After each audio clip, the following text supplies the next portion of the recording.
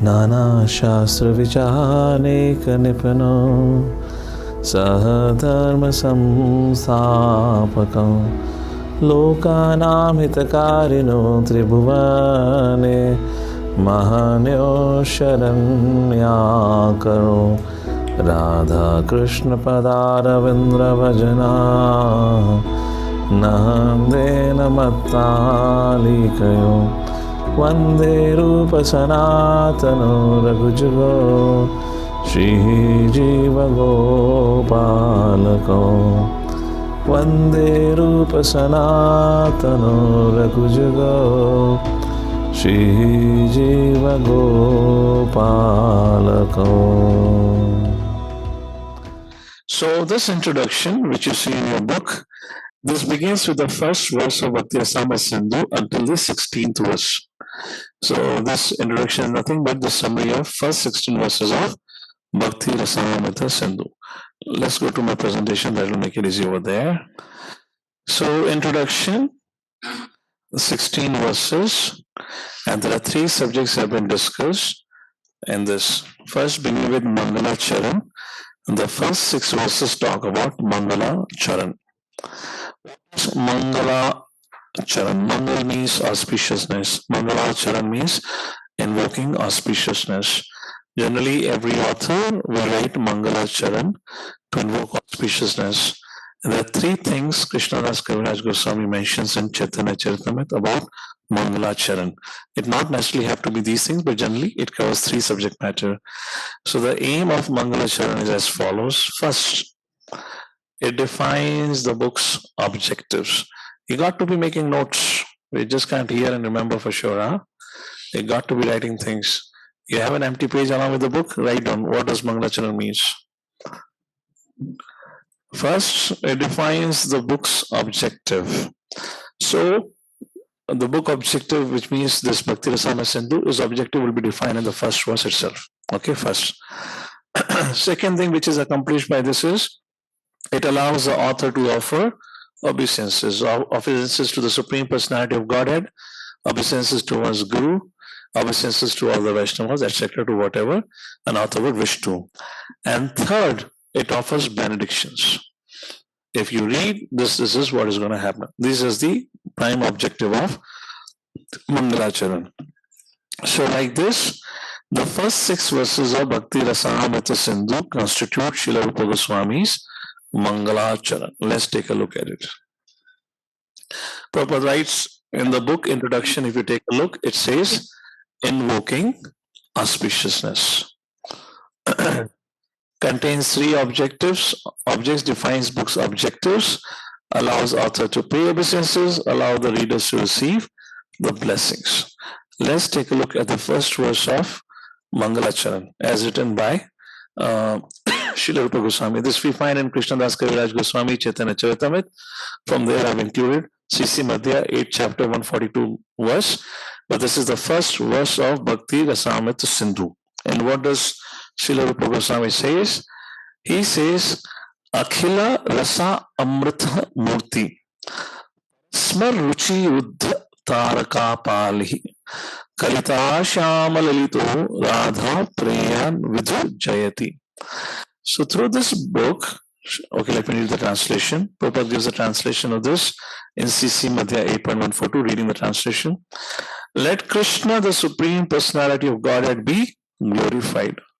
Radha Preyan Vidhu Jayati. Jayati means be glorified. By virtue of his expanded attractive features, Akhila Rasa Amrita, he subjugated the gopis named Taraka Palihi, absorbed Shama and Lalita. And Shama Lalita, third line, you see that? There are 3 set of gopis mentioned here. Taraka Pali, second, third line Shama and Lalita, and finally in the 4th line, he is the most attractive lover of Srimati Radharani. And he is the reservoir of pleasure for all devotional mellows. Akhila Rasa Amritaha Murti. Prabhupada doesn't speak much about this subject matter at this point of time. But let's take a look at briefly how Srila Rupa Goswami is defining the objective of the book. And what is the objective of this book? The objective of Bhakti Rasamrita Sindhu is to understand Akhila Rasa Amrita Murti. Who is that? Who is the lover of Srimati Radharani? Where Shama, Lalita, Taraka, Pali, they are all always absorbed in the service of whom? Krishna has not been directly mentioned here, but we understand who is it, Krishna. Now, very interesting if you pay attention to this verse a little bit, not going too much in details, but if you pay attention a little bit, how Srila Rupa Goswami is introducing Krishna. Krishna could have been introduced as Dwarka Krishna, could have been introduced as Kurukshetra Krishna, could have been introduced as Mathura Krishna. Yes, he has been exclusively introduced as Vrindavan Krishna. But when you talk of Vrindavan Krishna, for us, the first thing comes is Gopala. Nanda Baba, or let's say Mother Yashoda's Gopala Lala. Krishna is not even introduced like that. He is not introduced as Yashomati Nandan. He is introduced as Srimati Radharani's lover. So here, through this, he establishes what is the highest, the beloved of gopis. Right in the beginning, right in the very first verse, who is that Krishna? And what is the highest mellow? Madhurya Ras has been established right in the beginning. Amazing, huh? So let's a little bit do a comparison between Lord Shri Krishna versus Narayana. Why is he saying exclusively about Krishna? Krishna's, I'm quoting from Adilila, 2nd chapter, verse number 29, purport. Krishna's supreme feature is his all-loving personality. Krishna. What does it mean? All attractive. Rama. What does it mean? One who gives pleasure. Krishna means all attractive, not his position of majesty and authority. That is not what Krishna. Krishna explains that as himself as Narayana. The same gopis, when after Rasalila, when Krishna had disappeared, the gopis came across Narayan. They were not least attracted. In fact, they went and approached and prayed to Narayan. Can you please tell us where is our Krishna? And that Narayan was nothing but Krishna who had taken a four-handed form. And finally, when Srimati Radharani came, looking at Srimati Radharani, Narayan's two hands melted. And it again became Lord Shri Krishna. So Srila Prabhupada in Adilila, 2nd chapter, verse number 29, while making a distinction between Krishna and Narayan, he says, Krishna acts as Narayan just like a Supreme Court judge. When he goes to Supreme Court, he acts in his position of royalty and responsibility. When the same Supreme Court judge comes back to the home, he acts as a simple father or grandfather.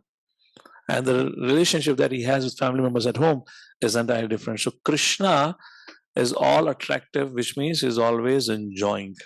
Therefore, he's addressed as Akhila Rasa Amritaha Murti. And then Krishna is also mentioned here as particularly addressed as the attractor of the gopis and particularly the lover of Srimati Radha Rani. All right. So this is your first paragraph of introduction. Is it all clear? This is the first verse of your Bhakti Rasamrita Sindhu. Let's go to the second verse. Let me see if I have my verse here. If not, I'll show the verse separately and I'll discuss. Is aware of all pleasure, attractor of gopis. Yeah, good, we have. The second verse of Bhakti Rasamrita Sindhu, which is the second paragraph of introduction, is mentioned also in Madhya Lila 19th chapter, verse number 134. Gauranga. And it is said by Srila Rupa Goswami, Hridiyasya prernaya pravatitoham varako rupopi tasya hare padakamalam vande chaitanya devasya. Let's take a look at the translation. What is he saying? So after defining the objective of the book, now Srila Rupa Goswami offer obeisances. There was three subject matter of Manglacaran, second subject matter. Srila Rupa Goswami says, all right, although I am the lowest of men, have no knowledge, the inspiration to write transcendental literatures about devotional service has been mercifully bestowed upon me. Therefore, I am offering my obeisances at the lotus feet of Sri Chaitanya Mahaprabhu, the Supreme Personality of Godhead, who has given me the chance to write these books. Great. Now I want all of you to come to the second paragraph of introduction. Please see what Prabhupada writes. Reading the second paragraph of introduction, okay? Prabhupada writes, let me offer my respectful obeisances unto the lotus feet of Srila Rupa Goswami and of Srila Bhakti Siddhanta Saraswati Goswami, by whose inspiration I have been engaged in the matter of compiling the summary study of Bhakti Rasamrita Sindhu. This is a sublime science of devotional service as propounded by Sri Chaitanya Mahaprabhu, who appeared 500 years ago in West Bengal, India, to propagate the movement of Krishna consciousness. Well, that's not the actual translation, isn't it? So, in a way, it is, because Srila Rupa Goswami was inspired to write Bhakti Rasamrita Sindhu by whom? Sri Chaitanya Mahaprabhu. So he is offering obeisances to Sri Chaitanya Mahaprabhu. Srila Prabhupada was inspired to write commentary on Bhakti Rasamrita Sindhu by whom?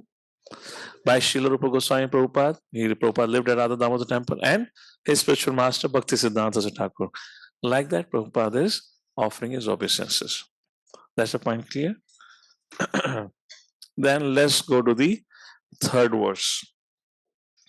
Now, after offering obeisances to Sri Chaitanya Mahaprabhu, the one who inspired Rupa Goswami, or Bhakti Siddhanta Thakur to Rupa Goswami by Srila Prabhupada, who inspired Rupa Goswami, who inspired Srila Prabhupada to write Bhakti Rasamrita Sindhu. Now, the third to the fifth verse. Okay, we'll take a look here.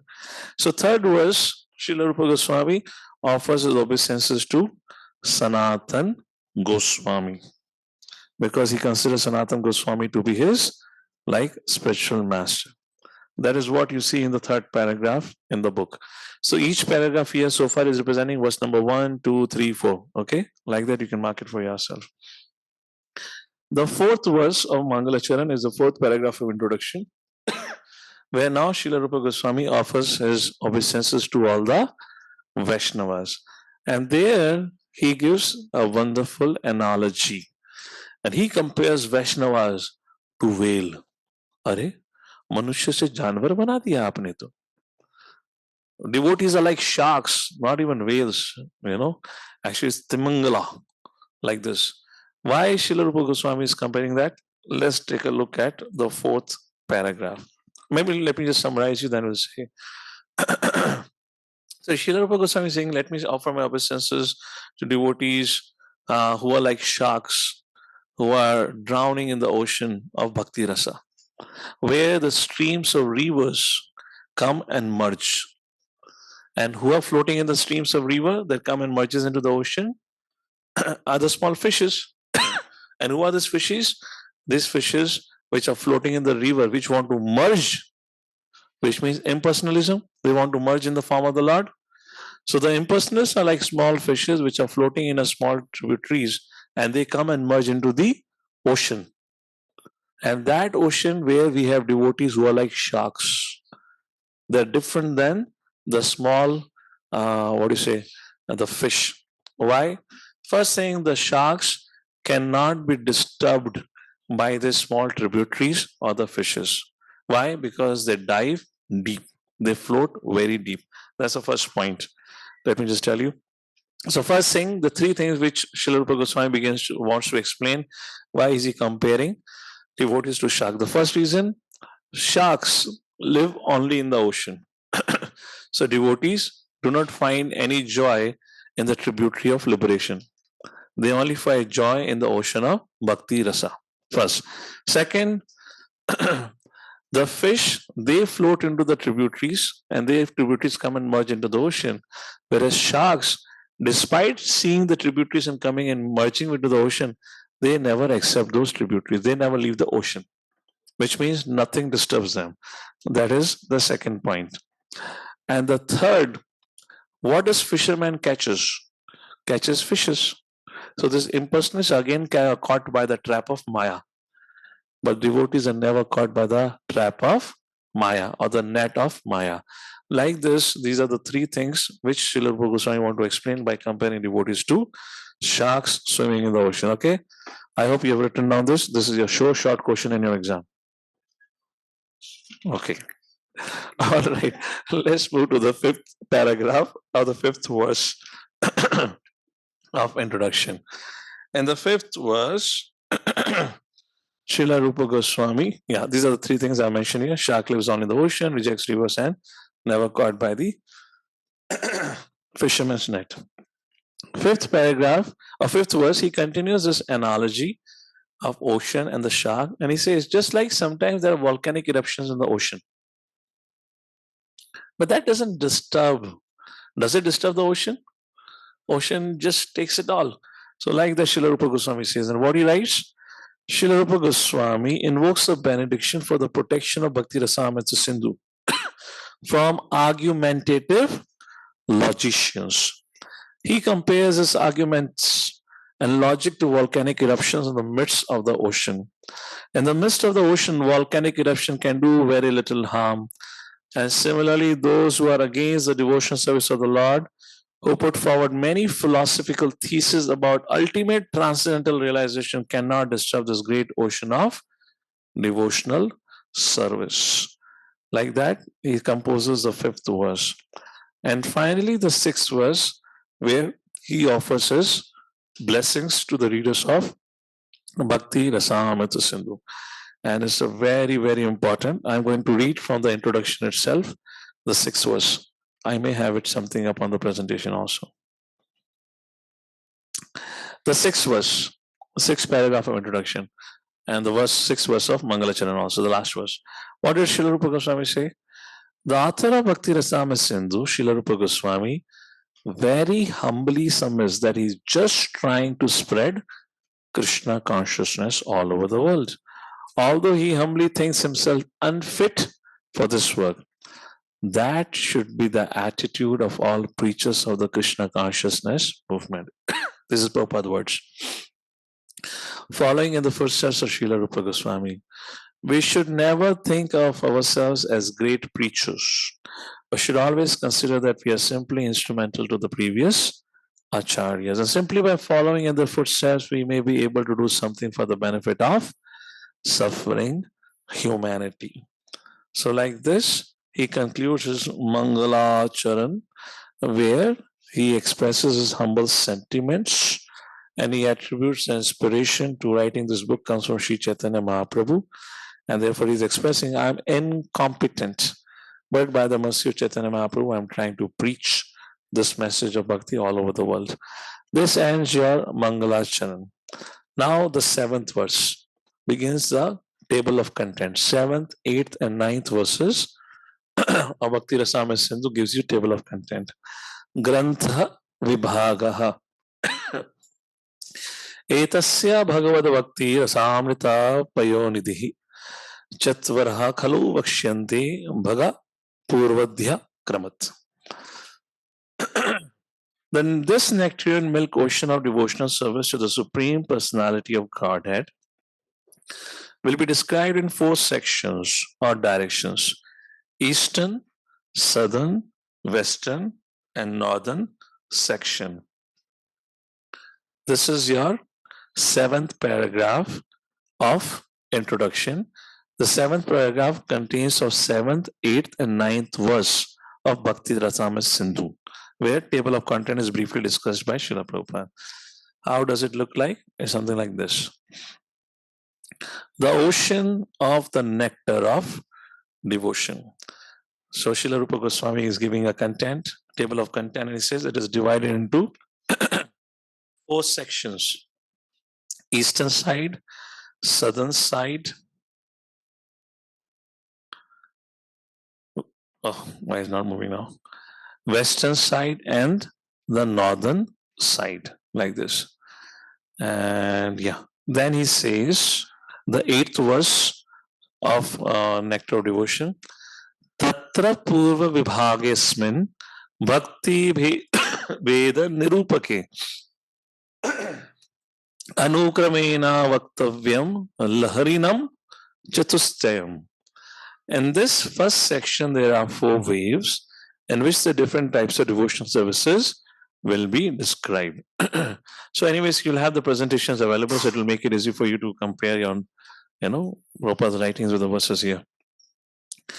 And then the ninth verse, Adya Samanya Bhakti Adhya Dvitya Sadhanankita Bhavashrita Trityacha Turya Prema Nirupika. So what are these four waves in the first section? Srila Rupa Goswami described the ninth verse. The first wave describes the general description of bhakti.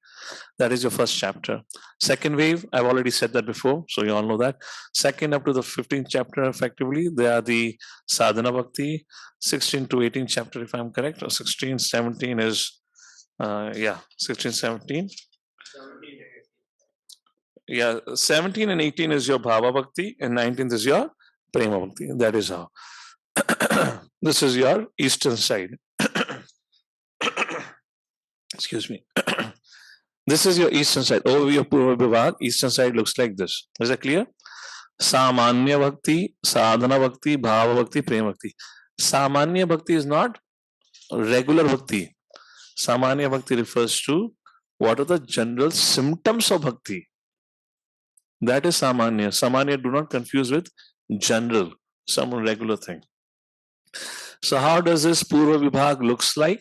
This is the Purva Vibhag, called as Laharis, waves.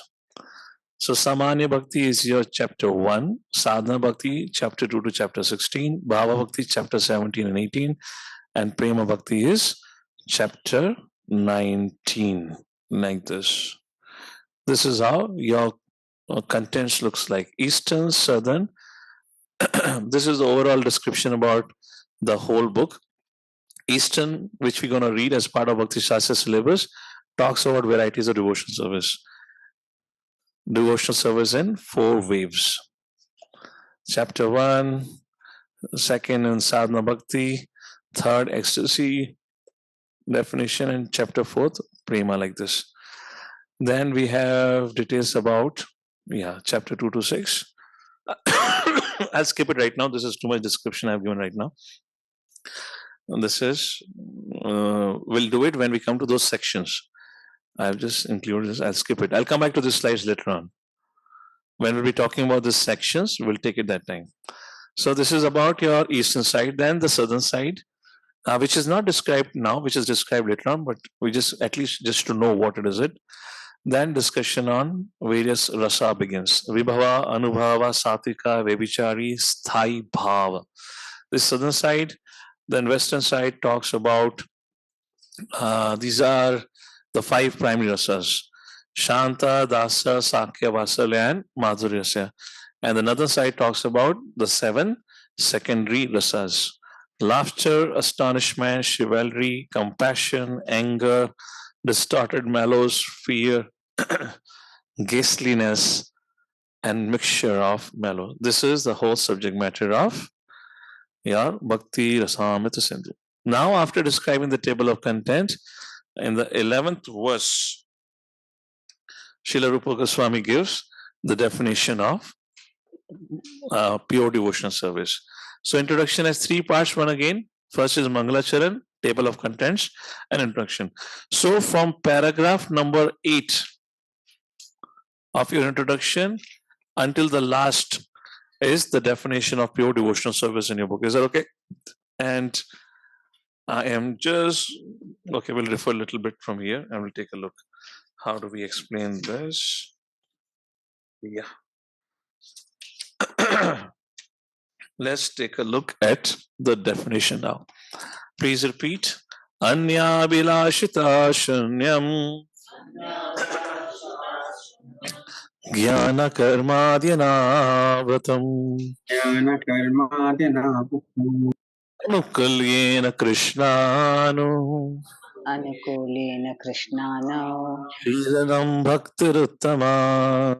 Shilanam Bhaktiruttama. Bhaktiruttama. Uttama means the highest.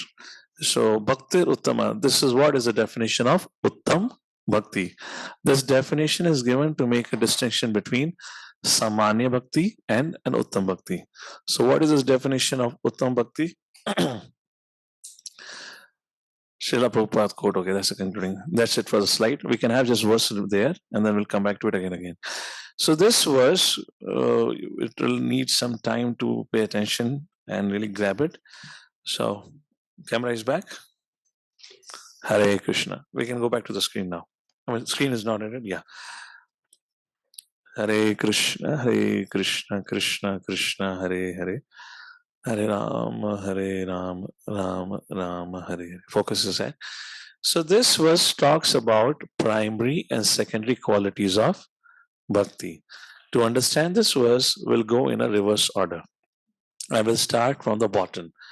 Bhaktir Uttama. Haribol, please on the verse again. You pay attention. Pay attention to the verse. Bhaktir Uttama, the first class devotional service. That first class devotional service should have what quality? Shilanam. What is Shilanam? It's not Shilanam, it's Anu Shilanam. Are you able to go through the verses here and look in the verses? Maybe let me have a pointer. So, Anu Shilanam is the first primary characteristics of bhakti. What is Shilanam? Prabhupada says Shilanam means to cultivate. Bhakti is not a subject matter of mere sentiments, but bhakti is an activity that needs to be thoughtfully cultivated. Now, when you talk about cultivated, then which means actions. How do you perform action? You perform action through body, you perform action through mind, and you perform action through speech. And this is what Prabhupada writes in your 8th paragraph onwards. What is this? Anushilana. So first thing, Shilana means cultivation, but Anushilana means cultivation of devotional service under the guidance of predecessor Acharya, which means we don't have to reinvent the wheel. We just have to do it as our predecessors have done it. Same concept had been discussed by Krishna in Bhagavad Gita 8th chapter verse number 7 and 8. Anusmaran. Tasmat, what is that? Continue to fight while remembering me. Mam anusmara yudhyacha. Tasmat. Therefore, it says, so that is 8.7. Mam anusmara yudhyacha is the second line. So get up and fight, but how do you do it? Mam anusmara, not smaran, anusmaran. Anu means as you have been taught like that. And the next 8.8, Krishna says, anuchintayan. How do you think about me? Anuchintayan, that's the point. Anushilanam. So Prabhupada writes there are two classes of activities. Go back into the book, you might see into the book if it helps you, because I have not included anything on my slide here. We can take the slide off when we're talking about the element. There are two kinds of activities. One is called as pravritti, other is called nivritti. Pravritti means, one class may be for achieving. Pravritti means to achieve certain goal is called pravritti, and nivritti means avoiding an unfavorable circumstances. That is called as positive action and negative. Positive action we ought to be doing, negative action we have to save ourselves. That is called as activities. Now, how do you exercise or perform activities? Activities are done through body, mind, and speech. So Prabhupada writes, how do you perform activities? Prabhupada says, thus, in our mental activities, we should always try to think of Krishna, and we should try to plan how to please Krishna. And how do you create a plan to please Krishna? By following in the footsteps of the great acharyas and the personal spiritual master, which means not that you're inventing some ways of pleasing Krishna. Oh, sapne mein mujhe Bhagwan ne darshan diye, to mujhe bataya ki aise karna. No, not like that. Just follow what has been the standard process. A Krishna conscious person engages his words in preaching the glories of the Lord. This is how you engage your speech. That is called Kirtan. Prabhupada writes, by his mind, he's always thinking of the activities of the Krishna. And then Prabhupada says, bodily activities, how we govern bodily activity. Very, very important discussion. This is 8th, 9th, 10th, and we have the 11th paragraph. Prabhupada talks about the importance of initiation. Similarly, we can offer many services. Got it, all of you? Similarly, we can offer many services with our bodily activities, but all such activities must be in relationship with Krishna. This relationship is established by connecting oneself with a bona fide spiritual master, who is the direct representative of Krishna in disciplic succession. Therefore, the execution of Krishna conscious activities with the body should be directed by the spiritual master and performed with faith. So, how do you engage your body? Those should be dictated by the Supreme Personality of God, by the spiritual master. The connection with the spiritual master happens through what is called as initiation. From the date of initiation by the spiritual master, the connection between Krishna and a person cultivating Krishna consciousness is also established. Without initiation by a bona fide spiritual master, the actual connection with Krishna consciousness is never performed. So, once again, just 1 second, to recap the subject matter of Anushilanam. So, one point is mind. We engage our mind is always thinking about how we please Krishna by following in the footsteps of previous acharyas and how did they serve Krishna. Then we engage our speech in kirtan. And how do we engage our body? Through the directions, the dictations of a spiritual master. Now, Prabhupada in the next paragraph makes a profound statement. And Prabhupada says, devotional services are performed under internal energy. Devotional activities that we performed are not performed under external energy. Since all the activities of devotional service follows Krishna's desire, because let's say you're following the desire of Guru, you're engaging according to the desire of Guru, which means nimitta matram, which means Guru is following the direction of his Guru through the parampara. So all the activities which are done in Krishna consciousness, they are done under the direction of Krishna. Thus, they are part of internal spiritual energy. Any activities done in devotional service or in Krishna consciousness are directly under the control of spiritual energy. जो next paragraph है उसकी मैं ये आखिरी की second last line I'm reading. Prabhupada writes further. In other words, energy is a sort of strength, spiritual energy, which means done under the direction of spiritual energy. Energy is a sort of strength. And this strength can be spiritualized by the mercy of the bona fide spiritual master and Krishna. Next paragraph, Prabhupada quotes Chaitanya Charitamrita, Krishna Das Kaviraj Goswami. In the third line, he writes, one who is serious about spiritualize is given by Krishna the intelligence to come in contact with a bona fide spiritual master. And then by the grace of spiritual master, one becomes advanced in Krishna consciousness. So what is this Anushilanam? Just to summarize, Anushilanam, Shilana means cultivation of activity. There are two kinds of activities, pravritti and nivritti. Pravritti means the positive action, nivritti means negative action with which we should refrain. That's the first point. Pravritti, nivritti. Second, we perform activity through body, through mind, through speech. By speech, we engage in kirtan, speaking about Krishna. By mind, we absorb our mind in trying to think of how we can please Krishna, or else we think or meditate on his pastimes, wonderful activities, as been taught by our in our parampara, like that precisely. And the third, how do you engage body? Body has to be engaged in the service of the Lord under the personal direction of a spiritual master. Personal direction means a living Guru. We should not become Ritvik in this concept. Okay, I drive inspiration from Prabhupada, so Prabhupada is my Guru. No, under the personal living spiritual master or a teacher like this. And how does it happen? It happens through the process of what is called as initiation. And then Prabhupada makes a point, any devotional service which is rendered under the direction of bona fide Guru is actually fulfilling Krishna's desire. Because you're fulfilling Krishna's desire, therefore that action that you performed is not being done under external energy, but you're performing under internal energy. And that's how it becomes Anushilanam. So spiritual energy means strength. So Srila Prabhupada writes, strength can be spiritualized by the mercy of both bona fide spiritual master and Krishna. In other words, we all have been given with certain amount of abilities, and all that abilities can be spiritualized if we use our God-given abilities in the service of Guru and Gauranga. That's the point here. That's about Anushilanam. Then the next, please go to definition. Slide, please. Now, Anushilanam is done. Second aspect of primary characteristic is Krishna. Now, while giving a definition of pure devotional service, Srila Rupa Goswami have mentioned what? Krishna, which means it is exclusive, has to be exclusive to Krishna.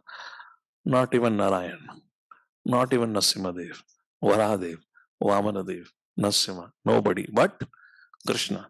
not even Tirupati Balaji, not even Ramlalla. I got to be Krishna. And then Prabhupada explains why Krishna. Because Krishna is etechams kalhapamsa Krishnastu Bhagavan Swam. Because Krishna is the supreme personality of Godhead. And then Prabhupada in the next paragraph he talks about it.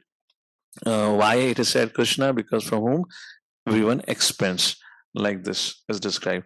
However, when talking about this Krishnanushilanam, Srila Prabhupada do includes different expansions. And Prabhupada also includes his pure devotees. And then Prabhupada further go on including paraphernalia such as his transcendental abode like Vrindavan, Mayapur. So this is what it refers to. So where does devotees go for darshan? They will go to places where Krishna performed his pastimes. Like that, this is all under the purview of your pure devotional activity. That's where you can remember Krishna. So that's the point about it. All right. Now, my question is, Anushil, we are cultivating devotional activity. What is an objective? Anushilana means to please. You follow somebody's order for what? To please. Anushilanam. Not you're trying to serve your way, but you're serving the way as you've been asked for. It's only for one objective to please. If by my action I'm pleasing Krishna, then that's all. What else is needed? Isn't that enough for the bhakti? But Srila Rupa Goswami, look how he's giving a definition. He says, well, not every act which is pleasing to Krishna can be classified as bhakti. Why? Because even Nrsimhadev fighting with Hiranyakashipu was pleasing for Nrsimhadev. Lord Ram fighting with Ravana was pleasing to Ram because that's what Jai and Vijay came as. Hiranyakashipu, Hiranyaksh, Ravan and Kumbhakaran. Because those demons fighting with the Lord was giving pleasure to Krishna. Now, do you want to call it as bhakti? It cannot be called as a bhakti. Every act which pleases Krishna does not necessarily call as bhakti. Otherwise, demons will become the best of the bhaktas. So, therefore, to give a classification, to put another parameter to make it more restricted and define it clearly, then Srila Rupa Goswami, back to the verse here. Then he says, Anukulyena. Anukulyena means the bhakti also has to be favorable. So it's not only meant for Krishna's pleasure, but Anukulyena favorable means your intention should also be to please Krishna. Your action not alone should be pleasing Krishna, but your intention should also be to please Krishna. Whereas Ravana or Hiranyaksh, Hiranyakashipu didn't had an intention to please the Lord. Their actions incidentally please the Lord, where they had no credit for it. So now what comes? Anukulyena, like this. So it means an activity which is performed with an intention to please Krishna, that is called as Anukulyena. Not that you have an inimical attitude, but by your actions Krishna gets pleased. You are classified as devotee. That doesn't happen. In conclusion, devotional activities should be pleasing to Krishna and they should also be done with favorable intent. If any activity pleases Krishna but was not intended to please Krishna, it cannot be called as bhakti. On the other hand, even an action that apparently displeased Krishna can be considered pure devotional service if the intention was to please Krishna. So let's make a little distinction between pleasing versus intention. You please Krishna, but your intention was not to please Krishna. So what is more important? You would have heard often Prabhupada said, intention is what counts more. Intention is what matters. And an example that can be given, whose actions were not pleasing to Krishna. Krishna became angry. But those personalities who made Krishna angry by their actions, yet they are classified as a pure devotees. Any one example? Mother Yashoda. Krishna was so terrified, he had tears in his eyes. He was begging Mother Yashoda not to tie him up, not to beat him. Now, anyone would see that pastime would say, "Na yaar, bahut zyada ho gaya. It's unjust or unjust. How can you treat Lord like this?" So action was not apparently pleasing, but because Mother Yashoda only had one intention is to protect Krishna. Therefore, it's a pure devotion service. Any other example that comes where action was not pleasing, but that devotee, yet despite performing a displeasing action, is classified as Mahajan. Bhishma. Like again, Mother Yashoda going to take care of the boiling milk, and Krishna becomes upset. We discussed that example. What can be other example? Somebody online, you can unmute and say yes. Bhishma Prabhuji. Bhishma Pitama, correct. Bhishma Pitama. How angry Krishna was, so much so that he lifted the broken wheel of a chariot, a wheel of a broken chariot, and he charged with full of rage towards Bhishma. But yet Bhishma is said to be one of the Mahajans. So now you're seeing that how carefully Srila Rupa Goswami have brought about this definition. All right. Now, is there anything else needed to define bhakti? हो गया ना, छोड़ दो हमें, हे रूपा गोस्वामी, कितनी भक्ति कराओगे? इतनी डेफिनेशन हो गई ना, एंड अब इस्कॉन में आके हमें रटना भी पड़ेगा, एग्जाम भी लिखना पड़ेगा, और आपको ये सब समझाया और समझाना भी पड़ेगा. आपका फर्स्ट यूनिट में सबसे पहला क्वेश्चन ही होगा, define pure devotional service. Answer question of 20 marks. Give a full explanation. Give answer for every terminology. So primary characteristics are three things: Anushilanam, Krishna, and third is Anukulyana. Please go back to the definition. But however, Srila Rupa Goswami gives more characteristics, and now the above two lines defines the secondary characteristics of bhakti. Anya abhilashita shunyam, koi bhi इच्छा नहीं होनी चाहिए. Jnana, karma, adi, anavratam. Anavratam is uncovered, which means it should not be covered by jnana or karma, fruitive actions, or the need for philosophical speculation. It should not be. But jnana, karma, adi. Adi refers to yoga, meditation, etc. So why Srila Rupa Goswami is talking about it? The reason why he's talking about is now the primary characteristics have largely defined our action and intention. See, none of us can know what is an intention. Our action have been defined.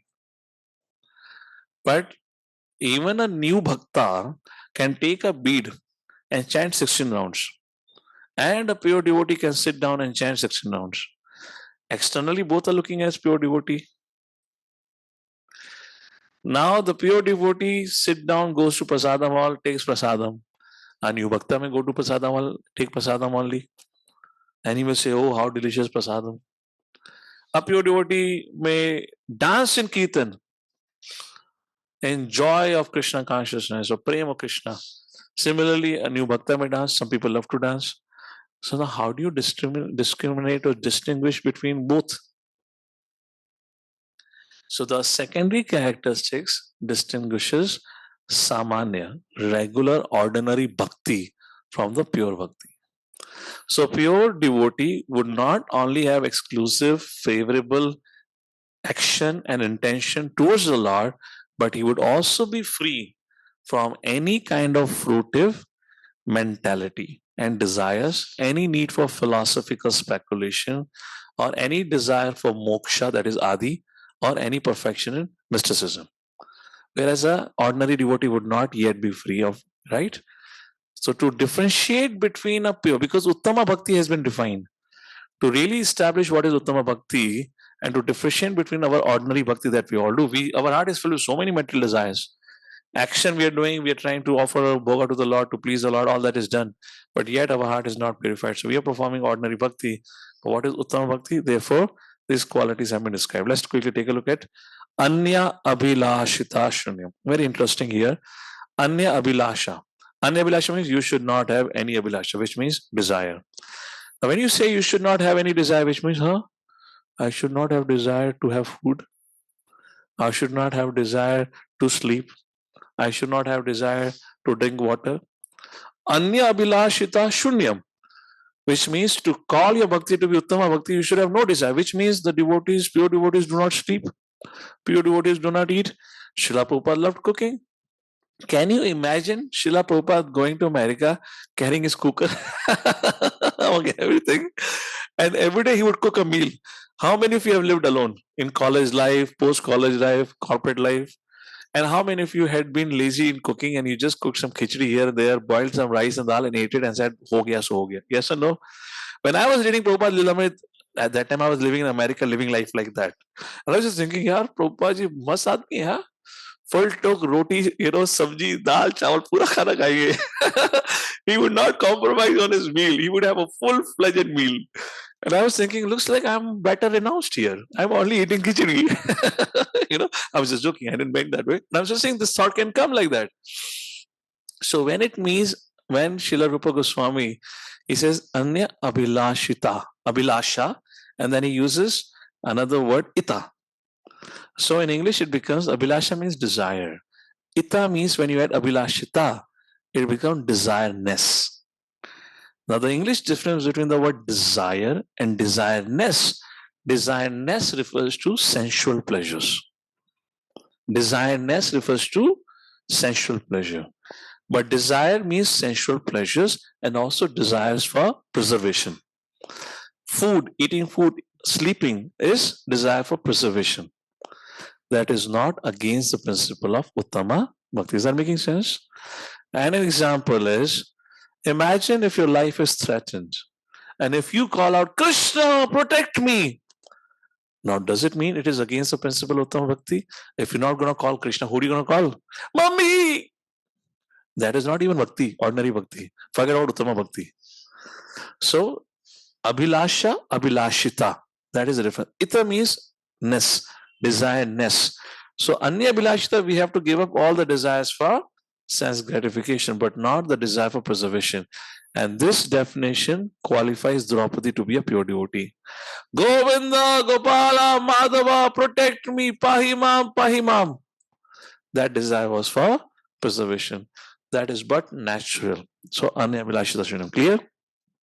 The next it says Jnana, speculative knowledge, philosophical speculation. It is not that we don't have to cultivate philosophical knowledge, but to give more weightage to philosophical speculation. We need to cultivate understanding of philosophy, but to give more weightage of philosophical speculation, so much so the goal, Krishna, is missed, then there is no point.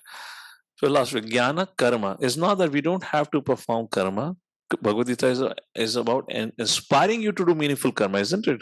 So it's a Jnana, Karma, Dhyanavrat, uncovered, which means this Jnana and Karma should not supersede Bhakti. Yuktahara, Viharasya. Yukta Cheshtasa, Karma. So how should you perform your action? Regulated action. Then Adi refers to meditation, yoga, etc. In other words, all these different branches of Vedic sciences, there is nothing wrong in it. However, if they supersede, if that is letting you compromise in your devotional principles, then it is not called Uttama Bhakti. In other words, we are struggling to make our ends meet. And by the midnight or at the end of the night, somehow we are able to finish our chanting because we are too busy in making money. We are too busy in doing something. Therefore, Bhakti Rasamrita Sindhu ahead is going to talk about do not invest too much energy in building temples also. We'll read about that. The subject matter comes. Right? Do not invest energy in building temples also. Why? We'll discuss about that one at a time. What it means. So like that, that's the definition. All right. Again, going back to the definition. Anya abhilashita shunyam jnana karma adi anavatam. Karma means ritualistic pursuits, particularly. Those things has to be given up. Now, certain ritualistic activities we got to perform, just like there is Karva Chauth, ladies perform. There is a Pindadan, which the son performs after the demise of the father. Certain activities have to be done also to maintain social conventions. Even Sri Chaitanya Mahaprabhu did that Pindadan, just to respect social convention. We're living in a society where people understand certain things and we become so exclusive, we don't do any of these things, then people will consider an outcast. So therefore, Sri Chaitanya Mahaprabhu himself did Pindadan just to measure, just to have he being a supreme personality God, what he has to do it. But he still did it just to show a social convention. However, what kind of ritualistic activity can cover our bhakti? Social convention is okay, which we just do it for the sake of maintaining our social equilibrium. Just like astrology. An example is often given. Prabhupada was very particular about it. Sometimes we may, I confess, I definitely firmly believe in astrology. All our life we have believed. And I do recommend students to consult astrology. But I would never ever recommend them to follow the solutions of astrology. I always say to consult astrology is to figure it out how your future looks like.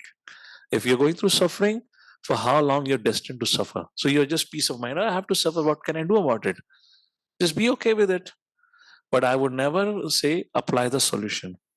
Or else I would never recommend you to go and consult with some karmi astrologer.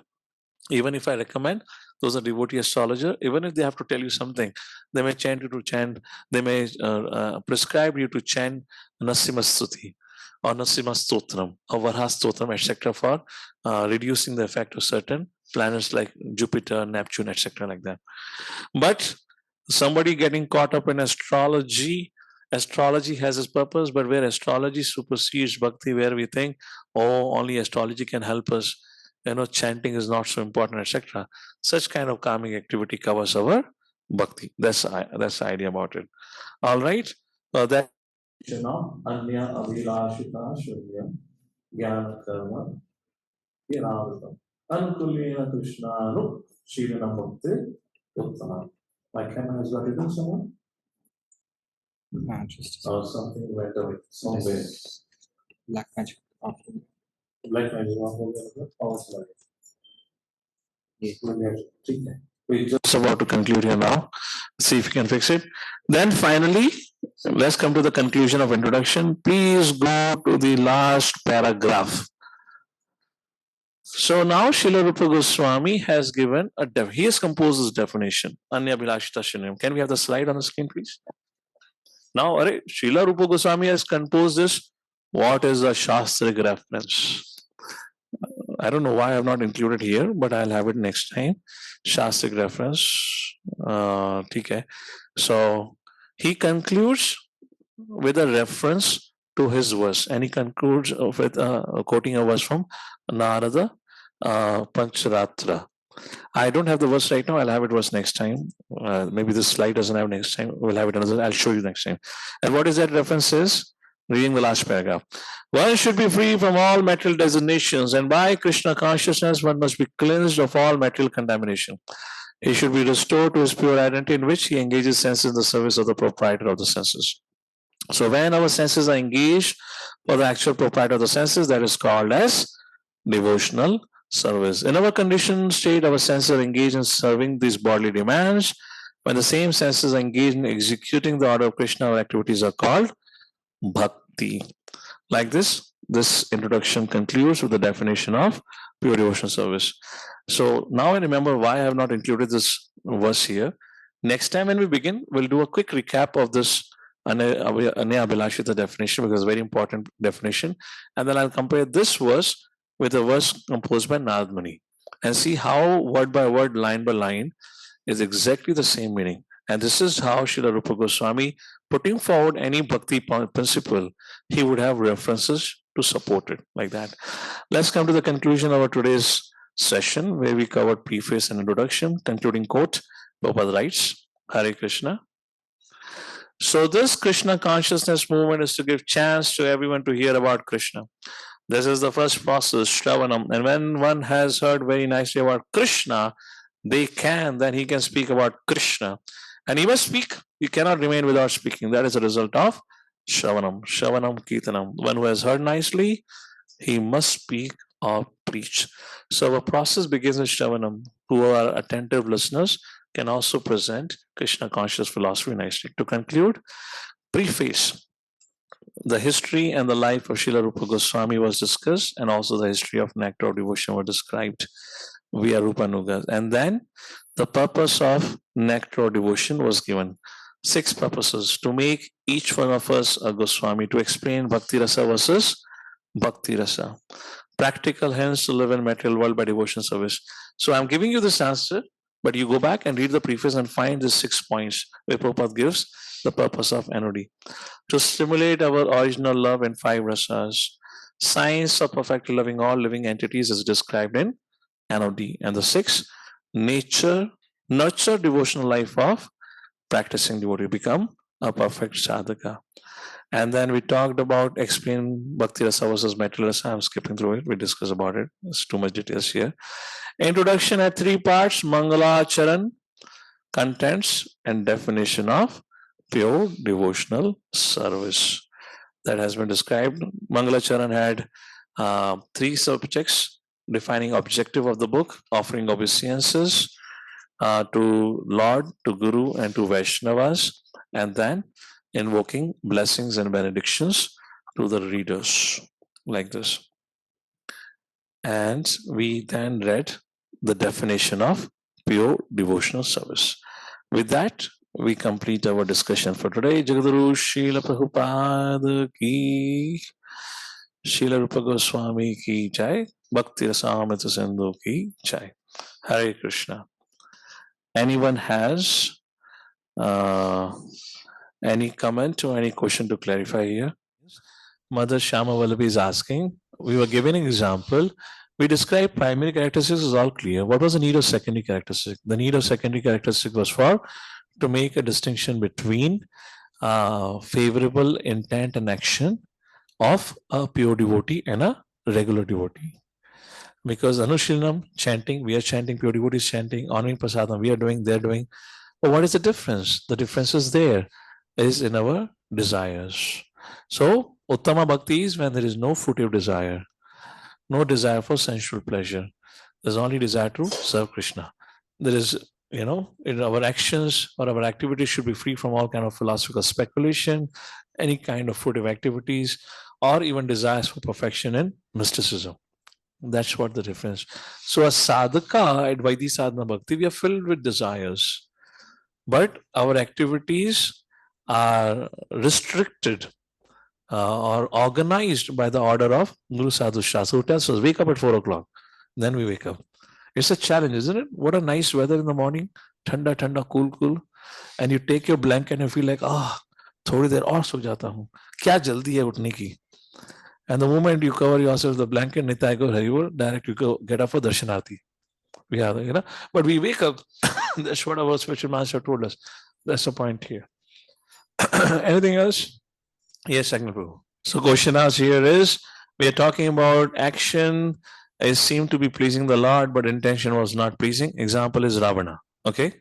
We are discussing about Kadama Muni from Srimad Bhagavatam. Okay.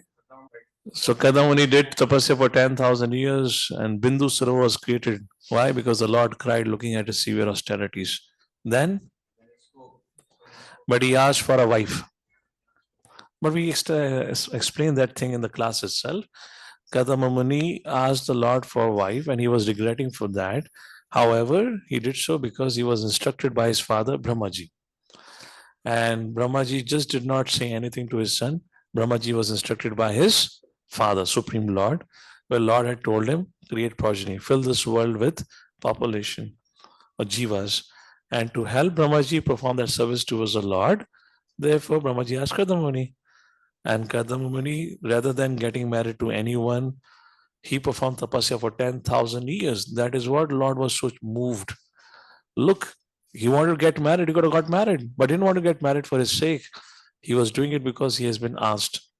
And even for that, he wants me to choose a spouse for him. And for that, he had to practice brahmacharya life for 10,000 years. Therefore, the Lord cried, Bindu Sarovar. And then the lake was formed because of the tears fell from the eyes of the Lord, like that. So yes, that's the subject matter. Okay. Difference between Vaidhi Bhakti and Sadhana Bhakti. I guess we can hold on when we introduce the subject matter. So everyone will grasp it. Otherwise, it'll be a little confusing if we introduce this terminology. Vaidhi is a subset of Sadhana Bhakti. Vaidhi Sadhana Bhakti and Raganuga Sadhana Bhakti. Because Raganuga Bhakti, as we read from the 8th verse of NOI, also has to be done under the direction of Ragatmika Bhaktas. Even when you move to Vrindavan, you can only move to Vrindavan when you have been personally guided by somebody who's more advanced than you. You cannot just move to Vrindavan, humne zameen khreed liya, apartment khreed liya, Vrindavan mein rahenge. That is not allowed at all. Mayapur, you can still do it. Jagannathpur, you can do it. Vrindavan, you can't do it like this. It's very risky because of chances of recommitting apradha like that, offenses. Jagadguru Srila Prabhupada ki jai. We conclude our discussion for here today.